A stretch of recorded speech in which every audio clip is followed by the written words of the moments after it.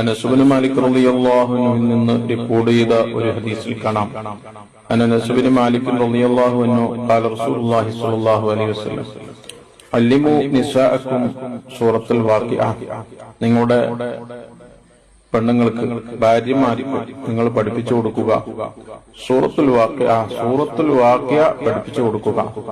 ഫഇന്നഹാ സൂറത്തുൽ ഗിന, സൂറത്തുൽ വാഖിഅ അത് ഐശ്വര്യത്തിന്റെ സൂറത്താണ്. സൂറത്തുൽ വാഖിഅ സൂറത്തുൽ ഗിന അത് ഐശ്വര്യത്തിന്റെ സൂറത്താണ്. ഫഖറഊഹാ, അത് നിങ്ങൾ ഓതുക. വഅല്ലിമു ഔലാദക്കും, നിങ്ങളെ മക്കൾക്ക് അത് പഠിപ്പിച്ചു കൊടുക്കുക.